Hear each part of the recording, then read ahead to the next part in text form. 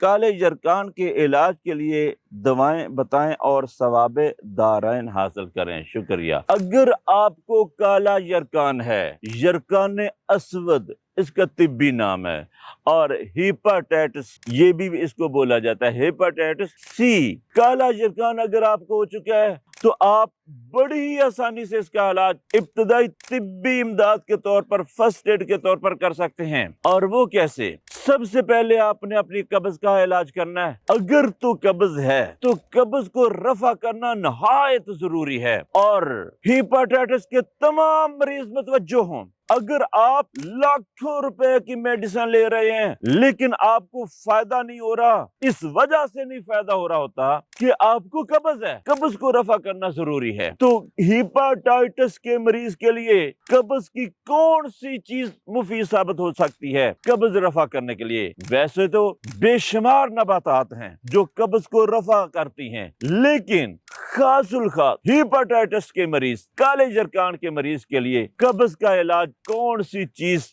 مفید ہے؟ سب سے ٹاپ لسٹ جو چیز ہے وہ خالص شہد ہے۔ اگر آپ کے پاس خالص شہد موجود ہے تو آپ یہ اس قدر استعمال کریں کہ قبض رفع ہو جائے۔ اس کی مقدار آپ نے خود ہی متعین کرنی ہوتی ہے۔ تیز گرم پانی میں کم از کم 2 چمچ یا 3 چمچ، صبح کے وقت، شام کے وقت، ضرورت ہو تو دوپہر کے وقت، اتنی مقدار کہ جس سے واش روم کھل کے آنا شروع ہو جائے۔ اگر واش روم نرم زیادہ ہے تو اس سے مراد یہ ہے کہ آپ نے اس کی مقدار زیادہ ڈال لی ہے، تو مقدار کم کریں۔ اگر 3 ٹائم لے رہے ہیں تو 2 ٹائم کر دیں، 2 ٹائم لے رہے ہیں تو 1 ٹائم کر لیں۔ تو بہرحال قبض کا علاج شہد کے ساتھ ہونا چاہیے۔ اگر آپ کو شہد خالص میسر نہ ہو تو کوئی حرج نہیں، آپ سنا مکی لے لیں، سنا مکی کے پتوں کا قہوہ پینا شروع کر دیں، اس سے بھی فائدہ ہوگا۔ اگر سنا مکی بھی میسر نہ ہو، کیونکہ بس اوقات مارکیٹ میں پرانی سنا مکی کے پتے ملتے ہیں جن کا رزلٹ اچھا نہیں ملتا، تو ایسی صورت میں آپ